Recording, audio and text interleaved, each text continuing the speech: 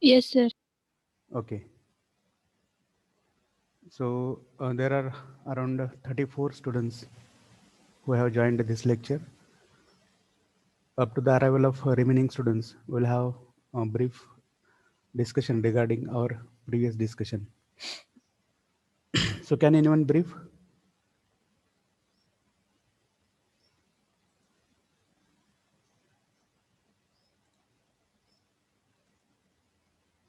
Hello.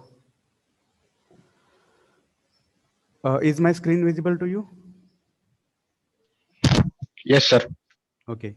So with the help of screen, you can tell what we were discussing in last lecture.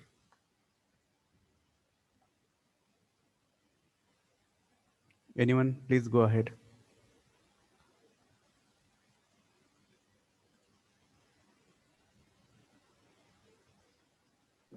Model verbs auxiliary. Yes, Akansha, go ahead. Model verbs मधलं can कुड मेमेट ते कशासाठी use होतात आणि auxiliary verbs present past future मधलं बघितलं होतं. Very good. Okay. So you might be remembering, or you might be aware that yesterday we had discussed the 3 primary auxiliary verbs. Which are those 3 primary auxiliary verbs? Do you remember?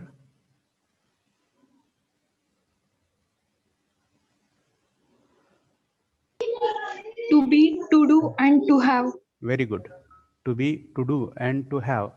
And in addition to those 3 primary auxiliary verbs, we had discussed their variants as per tense. Yes or no? Present, past, and future. Do you remember it all?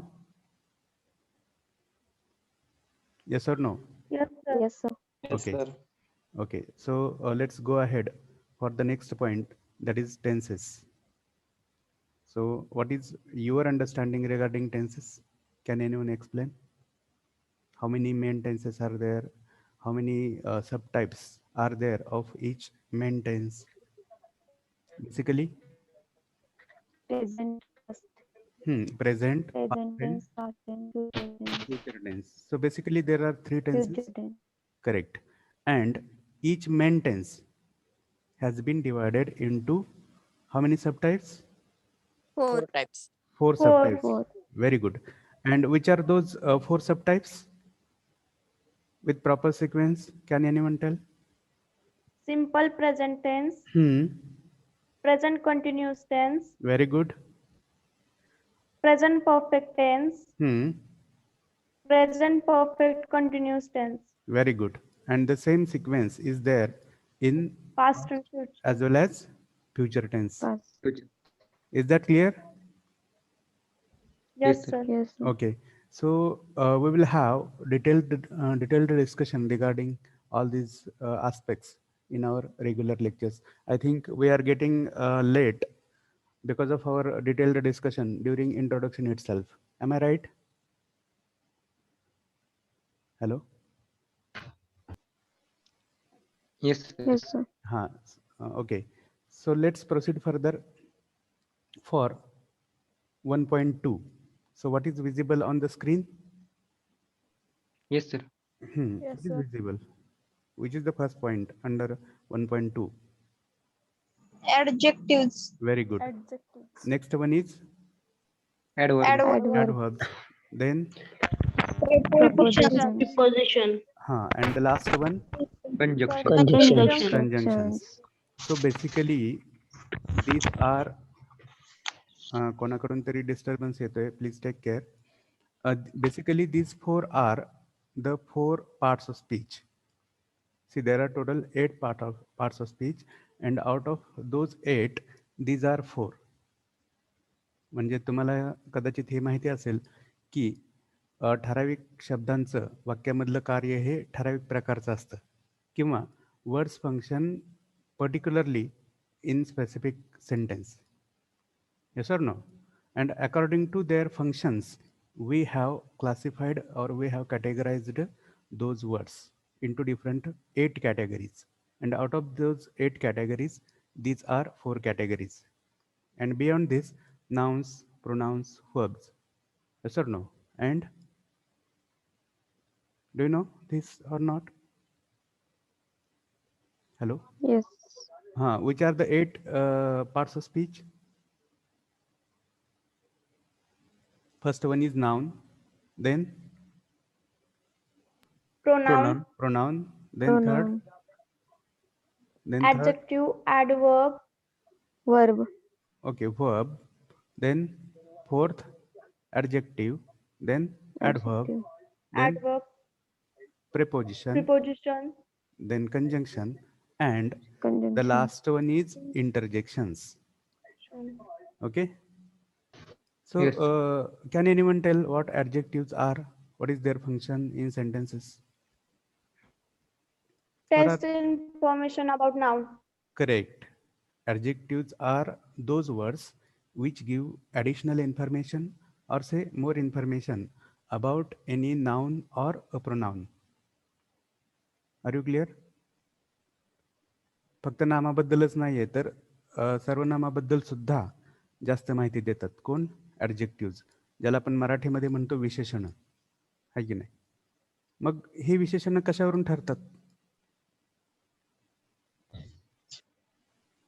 Do you know there are 5 sense organs of all human beings?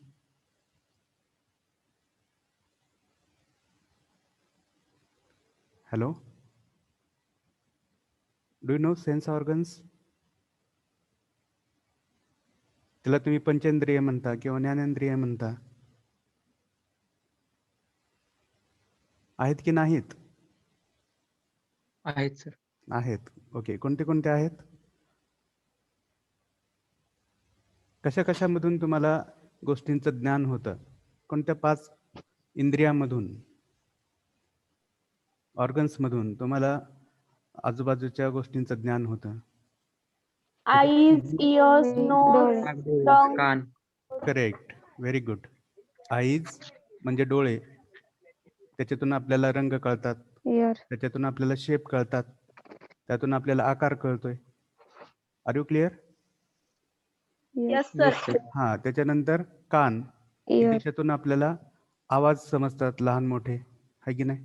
कुजबुज कोण Yes. करतंय, Yes, ओरडतंय कोण, आहे की नाही?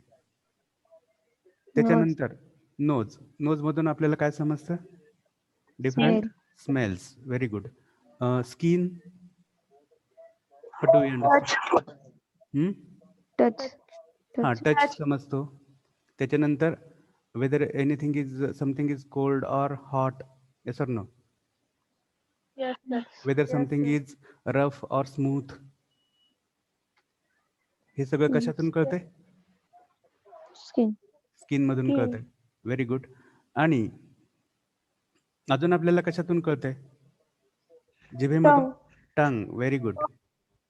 काय काय कळतं tongue मधून? Taste. Taste. Taste. Correct. Whether something is sweet, whether something is bitter, whether something is spicy, whether something is oily, yes or no? So all these Yes. tastes are Sir. identified with the help of our one sense organ which is called as tongue.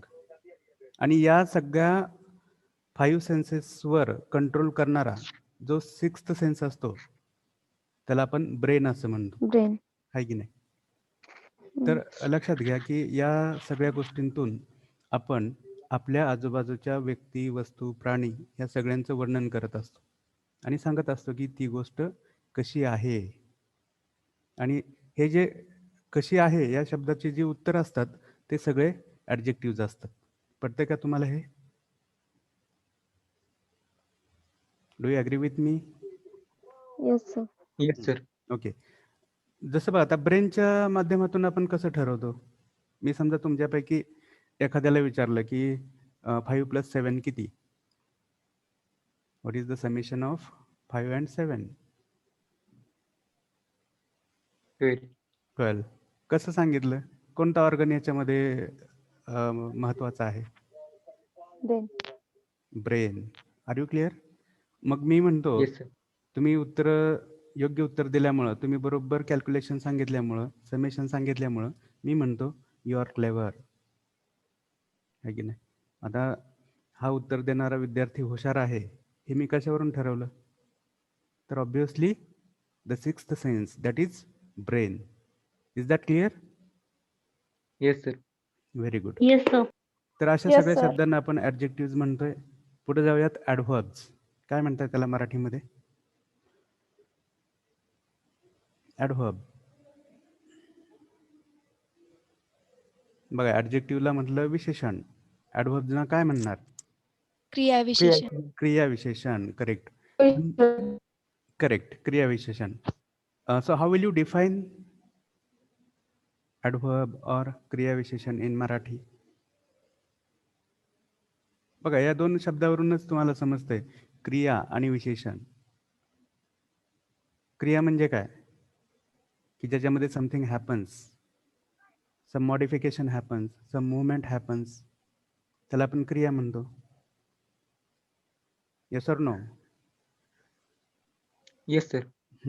Yes, sir. हां, मग नेमकी ती क्रिया कशी झाली किंवा कशी होत आहे किंवा कशी केली जाते किंवा कशी केली जाईल, या दृष्टीनं आपण त्या क्रियेबद्दल जास्त माहिती सांगत असतो.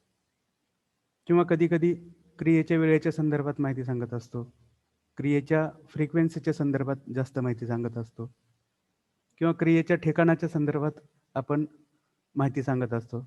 जसं की एखादी क्रिया झाली, तर ती केव्हा झाली, कुठं झाली, आहे की नाही? त्याच्यानंतर कशी झाली किंवा किती वेळा होते ती क्रिया, याच्यावरून क्रियाविशेषणाचे वेगवेगळे प्रकार पडलेले आहेत. And those types are adverbs of time, adverbs of frequency, adverbs of manner and adverbs of place. जसं बघा, तुम्हाला पहिल्यांदा हे तरी बेसिकली क्लिअर पाहिजे की क्रियेच्या संदर्भात या 4 घटकांना अनुसरून आपण माहिती देऊ शकतो. हे 4 घटक लक्षात येत आहेत? जसे की सूर्य उगवतो, उगवणे ही एक क्रिया आहे. Do you agree with me? Yes, sir. Yes, sir. हां, मग Yes, sir. हां, मग हाऊ ऑफन, बघा मी म्हणतोय how often does the sun rise? How often म्हणजे किती वेळा, कितीदा सूर्य उगवतो? Your answer will be that the sun rises every day. Is it understandable? Hello. Yes, sir. उगवण्याची जी क्रिया आहे ती किती वेळा होते असं जर मी विचारलं तर तुम्ही म्हणता every day. Every day. Correct. मग एव्हरी डे हा शब्द काय करतो? क्रिया विशेषण. Very good. It is one adverb and it gives more information about that rising, that action of rising. Clear? Yes, sir. जसं मी म्हटलं आता, Yes, sir. yesterday I met my old friend. किंवा I met my friend yesterday. I met my old friend yesterday. क्रिया कोणत्या याच्यामध्ये? कोणती क्रिया आहे? Meet. Meet. To meet. Correct. Meet. हां, भेटण्याची क्रिया आहे. कधी झाली? Yesterday. When did I Yesterday. met? Yesterday. म्हणजे हा जो yesterday शब्द आहे, that is one adverb which gives more information about the time of action. Is it acceptable? Is it understandable? भेटण्याची क्रिया झाली, ठीक आहे. Yes, sir. Yes, sir. Correct. पण केव्हा झाली? तर काल झाली. मग आपण असे कोणते शब्द वापरत असतो की ज्याच्यातून क्रियेची वेळ लक्षात येते? जसं की yesterday, today, tomorrow, day after tomorrow, next week, next month, next year, last year, in 1999. Are you getting or not? Yes, sir. So all these are Yes, sir. all these are the adverbs of time. आणि मगाशी जे सांगितले every day, sometimes, often, usually, हे सगळे आहेत ॲडवर्ब्स of frequency. आता त्याच्यानंतर तिसरा एक प्रकार आहे ॲडवर्बचा, तो म्हणजे ॲडवर्ब्स ऑफ मॅनर. मॅनर म्हणजे काय? What is manner? मेथड, वे, काय अर्थ असतील या 3 शब्दांचे? मॅनर, मेथड, वे.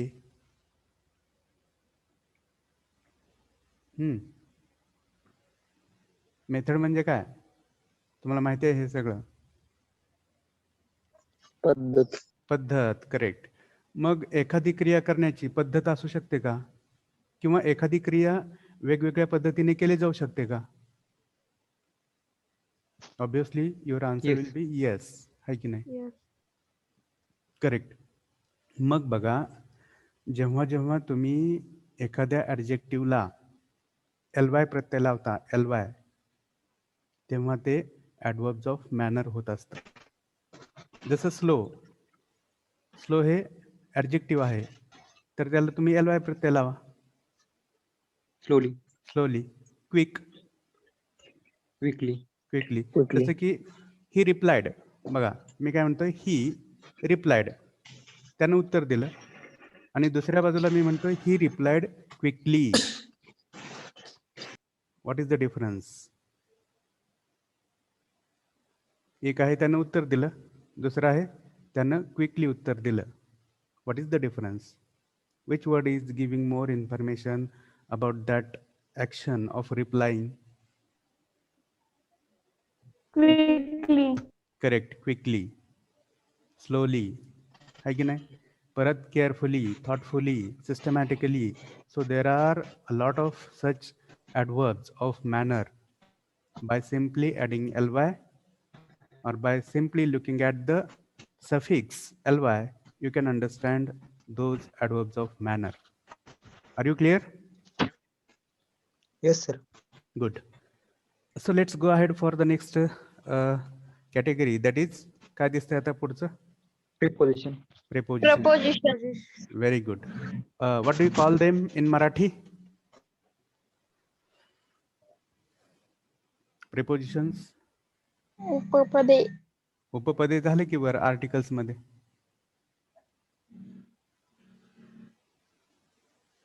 जसे मी सांगतो, the college starts at 10 o'clock. He left from the city. The book is on the table. The water is flowing below the river. The sun is over our head. कोणते कोणते शब्द आहेत सांगा बघू या सगळ्या वाक्यामधले. Over, on, correct, at. Correct. To, at, between, from, है की नाही? With, without. हे जे सगळे शब्द आपण वापरतो त्यांना आपण मराठीमध्ये शब्दयोगी अव्यय असं म्हणतो. काय म्हणायचं त्याला? शब्दयोगी हवे. शब्दयोगी म्हणजे काय? तर शब्दांना जोडून येणारे शब्द. एवढं सोपं आहे. शब्दयोगी अव्यय म्हणजे फार काही डिफिकल्ट नाही आहे. शब्दांना जोडून येणारे शब्द म्हणजे टेबलावर आहे, टेबलावर, डोक्यावर, डोक्याखाली, टेबलाखाली.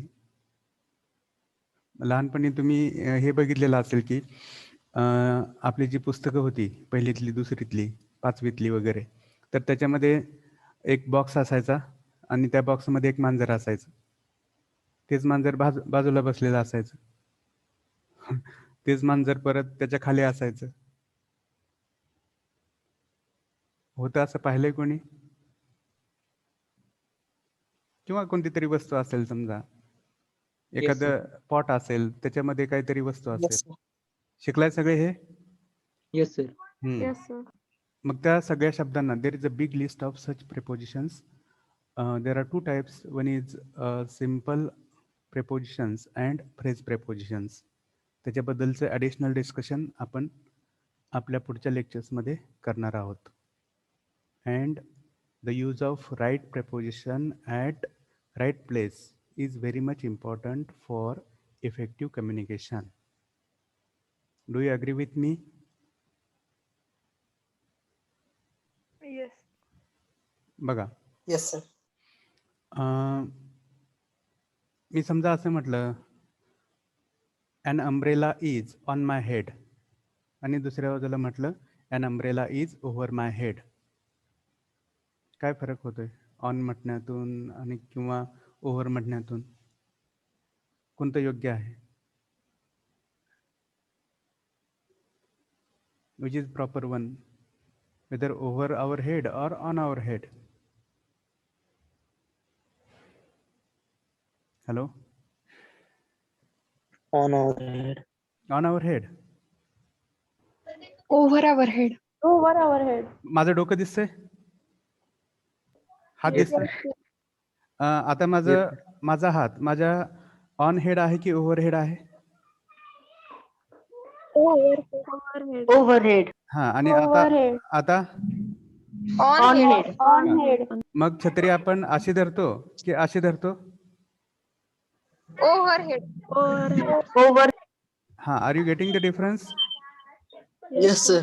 हा, Yes, sir. So we need to understand the sense of each word. प्रत्येक शब्द कोणत्या कॉन्टेक्स्टने वापरायचा, कोणत्या संदर्भात काय त्याचा अर्थ असतो हे समजून घेणं आपल्यासाठी मस्ट आहे. Without that our communication will not be successful or people will laugh at us, and we don't like people laughing at us. Yes or no? Yes, sir. Good. Then the last category here on the screen, what is it? Conjunction. Conjunctions. Okay, बघा याच्यामध्ये junction माहिती आहे सगळ्यांना? Junction Yes, sir. Yes, sir. हा, काय करत असतं जंक्शन? To join. टू पण join. check very good, very good. त्याला आपण काय म्हणतो? To join. junction. हा, व्हेरी गुड. तर दोन शब्दांना किंवा दोन वाक्यांना जोडणारे जे शब्द असतात त्यांना आपण कंजंक्शन्स असं म्हणतो. त्यालाच आपण उभयान्वयी अव्यय. आता तुम्हाला हे शब्द थोडेसे अवघड वाटत असतील पण सोपे आहेत. उभय आणि अन्वय. उभय म्हणजे काय माहितीये? उभय म्हणजे तुम्ही असं कधीतरी ऐकलं असेल बघा, उभय पक्षामध्ये जोरदार हाणामारी झाली. उभय पक्ष म्हणजे काय? दोन पक्ष. Two. हा, आणि अन्वय म्हणजे काय? अन्वय जोडणे. म्हणजे दोन घटकांना, दोन शब्दांना, दोन वाक्यांना जोडणारे जे शब्द आहेत त्यांना आपण कंजंक्शन्स असं म्हणतो. सिम्पली सांगा बघू कोणते कोणते शब्द तुम्ही वापरता वाक्य जोडण्यासाठी? And. And, correct. Neither nor. Neither nor, or, As. but, as well as. But. Very good. Huh? Neither nor. Neither nor, but. है की नाही? For. Very good. Two. So you are If and they. very good, very good. You are on the perfect right track. तर इथं आपण हे लक्षात घेऊयात की there are two types of conjunctions. One is coordinating conjunctions and another one is subordinating conjunctions. Subordinated conjunction. हा, ज्याच्यामध्ये दोन इक्वल युनिट्स, भाषेचे दोन इक्वल घटक जोडले जातात त्यांना आपण कोऑर्डिनेटिंग कंजंक्शन्स असं म्हणतो. आणि जेव्हा भाषेचे दोन अनइक्वल युनिट्स, म्हणजे एक फ्रेज असेल, एक वाक्य असेल, एक शब्द असेल, वाक्य असेल, असे डिसिमिलर युनिट्स जोडले जातात तेव्हा त्याला आपण सबऑर्डिनेटिंग कंजंक्शन्स असं म्हणतो.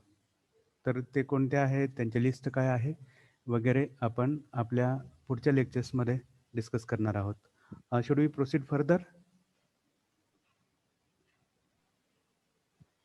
Hello everybody, should we proceed? Yes, sir. Yes, sir. Okay, let's go. Yes. Okay, then 1.3, what do you find on the screen now? Idioms and phrases. हा, idioms and phrases म्हणजे काय? जर तुम्ही शिकलेला असाल म्हणी आणि वाक्यप्रचार, आहे की नाही? तुम्ही स्कॉलरशिपला वगैरे बसला असाल कधीतरी 5वी मध्ये, 4थी मध्ये, 3री मध्ये, त्याच्यामध्ये हे सगळे शिकलेले आहेत. Yes, sir. तर आपल्या कल्चरमध्ये, इंडियन कल्चरमध्ये किंवा महाराष्ट्रीयन कल्चरमध्ये ठराविक अशा इडियम्स आहेत. त्याच त्यांच्या कल्चरमध्ये, ब्रिटिश कल्चरमध्ये वेगळ्या आहेत. मग त्या कोणत्या कोणत्या आहेत, त्याचे अर्थ कसे असतात, त्याला इम्प्लाइड मिनिंग कसे असतात, त्याचे हिडन मिनिंग कसे असतात, हे थोडंसं आपल्याला लक्षात घेणं गरजेचं आहे. So that is one part. Then the second one is cliches or cliches. Okay, cliché. आता हे काय असतात?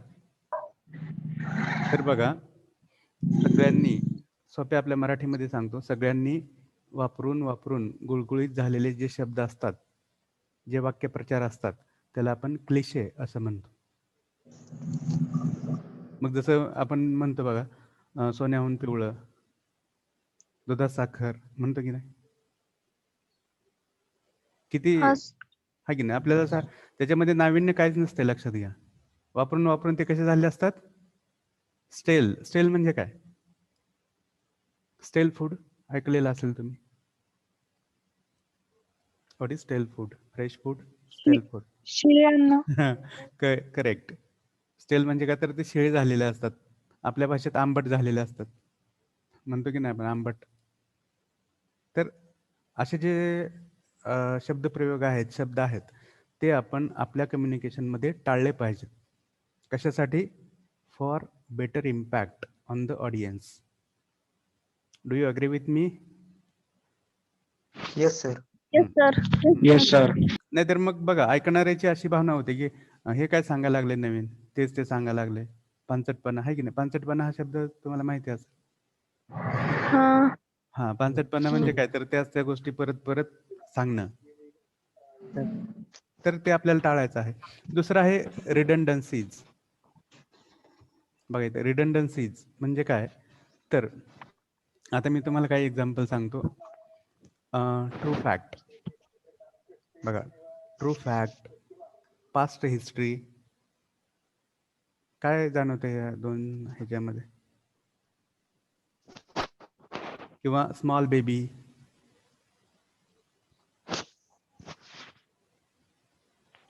किंवा स्माइल्ड हॅपीली. काय जाणवतंय? किंवा अतिरेक. अतिरेक आहे जवळपास, पण रिपिटेशन जाणवते. बघा मी म्हणतोय ट्रू फॅक्ट. मराठीमधले एक्झाम्पल सांगू का तुम्हाला? पिवळा पितांबर. समजेल अजून तुम्हाला. पिवळा पितांबर कळते का काय काय सांगतोय मी? तुम्हाला जर पितांबर म्हणायचं आहे तर पिवळा म्हणणं गरजेचं आहे का? हॅलो. नाही. हा, तुम्हाला जर हिस्ट्री म्हणायचं आहे तर पास्ट हिस्ट्री असं म्हणणं गरजेचं आहे का? नो. नो. तुम्हाला जर फॅक्ट म्हणायचं आहे तर ट्रू फॅक्ट असं म्हणणं गरजेचं आहे का? नो. नो. तुम्हाला जर फंडामेंटल्स असं म्हणायचं आहे तर बेसिक फंडामेंटल्स असं म्हणणं गरजेचं आहे का? नाही. बघा, म्हणजे आपण असे बरेच सारे रिपिटेशन्स आपल्या बोलण्यामध्ये, लिखाणामध्ये वापरत असतो. तशा रिपिटेशन्सना रिडंडन्सीज म्हणायचं. कळते का? किंवा स्मॉल बेबी. आपण तर अजून असं पण म्हणतो, small small babies, small small. मराठीचा इम्पॅक्ट आहे की नाही, तिथं छोटी छोटी मुलं होती. येस. सिम्पली म्हणा ना, देर वेअर किड्स. कशाला म्हणताय की there were small small kids? Is it acceptable? Is it necessary? Hello. So no. simply unnecessary repetitions in communication are called as redundancies, and for better communication, for better impact on the audience, we should avoid such redundancies. एवढं आपण इथे लक्षात घेऊयात. There are total 10 minutes remaining. All are requested to put their roll numbers in the chat box. Whatever is possible for coverage, we will cover for today, remaining in next lecture. So let's proceed further. What do you find on the screen now? Yes sir. What do you find on the screen? What is it? See here. Synonyms and antonyms. Synonyms and antonyms. समानार्थी शब्द. Very good. समानार्थी आणि विरुद्धार्थी शब्द. हे पण सगळं तुम्ही in your earlier standards you have learnt it. Yes or no? Yes, sir. For example, black and white, वगैरे वगैरे. It's very simple, you can understand. Then the next one, 2.2, is prefixes and suffixes. Do you know what prefixes are? What suffixes are? शब्दाच्या आधी prefix लावायचा आणि शब्दाच्या नंतर suffix. Very good. जसं मी एक शब्द तुम्हाला सांगतो, अनएम्प्लॉयमेंट.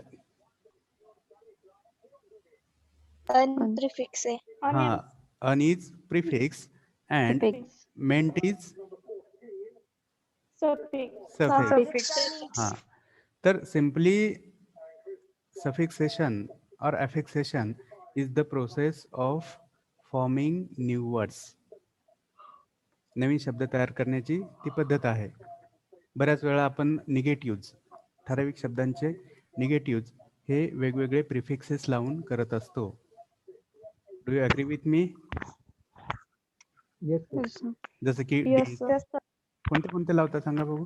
कोणते कोणते प्रिफिक्सेस लावता तुम्ही निगेटिव्ह करण्यासाठी? Unhappy, correct. अनपॉसिबल. नाही, इम्पॉसिबल. इम्पॉसिबल.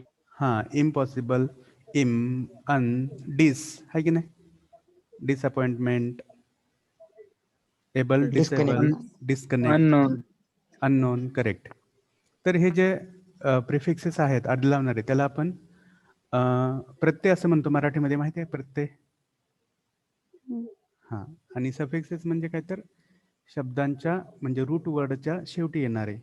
जसं की मेंट असेल, TION असेल, SION असेल, AL असेल, ING असेल. Correct. All those are suffixes.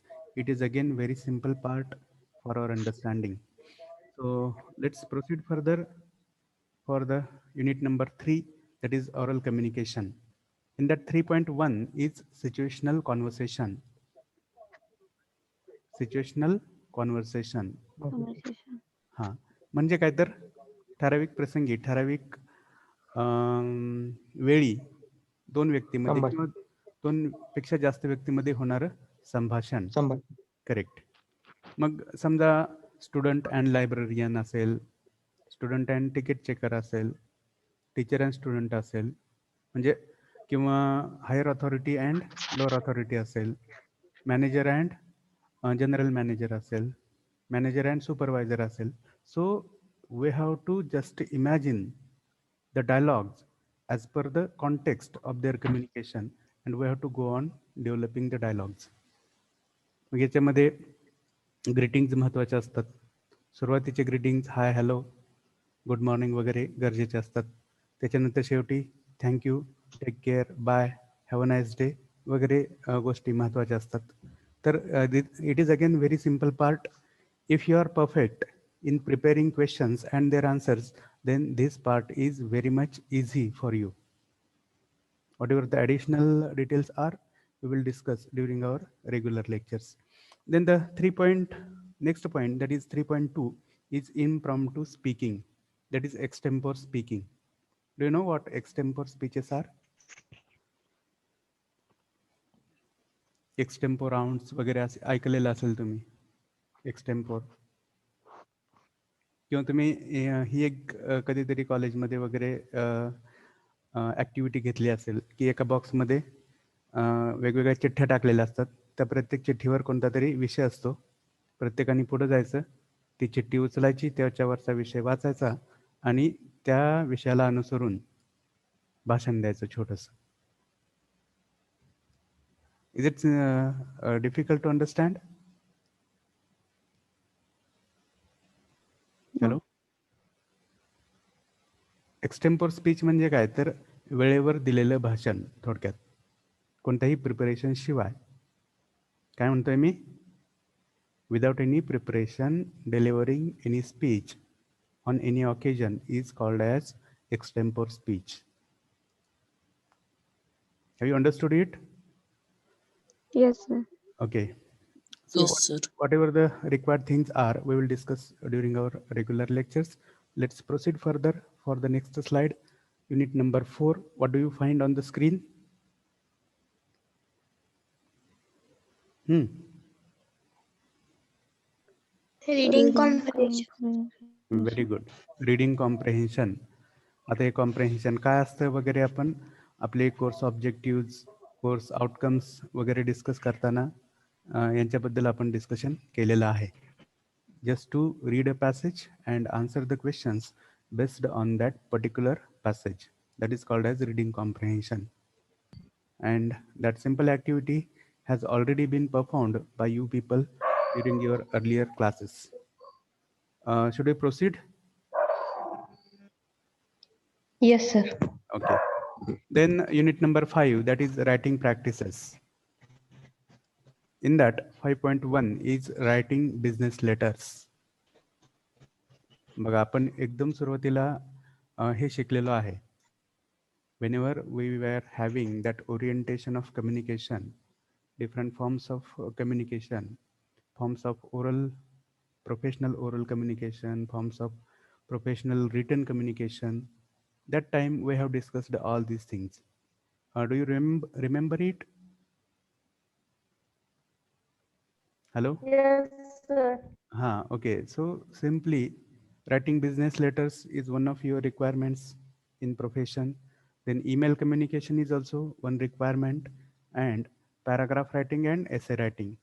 Essay writing may not be important in your professional career, but in competitive examinations, essay writing is important. Then paragraph writing can be a part of your campus selection process. बघा एखादा विषय दिला जाईल, त्या विषयाला अनुसरून तुम्ही तुमचे विचार 8 ते 10 ओळीमध्ये व्यक्त करायचे. That is called as paragraph writing. मग ही एक महत्त्वाची ॲक्टिव्हिटी असू शकते for checking your sense of grammar, for checking your linguistic ability, है की नाही, भाषिक क्षमता तुमची कितपत आहे हे तपासण्यासाठी अशा प्रकारचे प्रश्न तुमच्या कॅम्पस सिलेक्शन प्रोसेसमध्ये असू शकतात. बऱ्याच वेळा TCS कडून वगैरे या ॲक्टिव्हिटीज घेतल्या जातात. ईमेल राऊंड घेतला जातो, पॅराग्राफ रायटिंग घेतलं जातं, एसे रायटिंग घेतलं जातं, बिझनेस लेटर्स घेतले जातात, ईमेल रायटिंग घेतलं जातं. So we have to be perfect in all these aspects. These aspects are useful both in professional as well as competitive exams. Then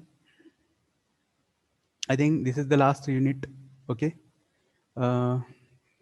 Here we have completed our discussion, or we have completed our introduction to syllabus.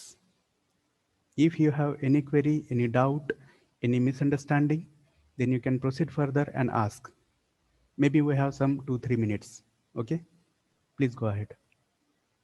Sir आपल्या सब्जेक्टची exam असणार का? नाही ना? आपल्या सब्जेक्टला exam असणार. कोणत्या exam असणार? 3 IAC examinations जे आपण सुरुवातीला डिस्कस केलेले आहेत. ओके. आता आय थिंक तुमची चॅप्टर वाईज टेस्ट होणार आहेत, right? Yes sir. Yes sir. हां, तर त्याच्यामध्ये बहुतेक आपल्या सब्जेक्टची टेस्ट नसावी. कारण का? नाही.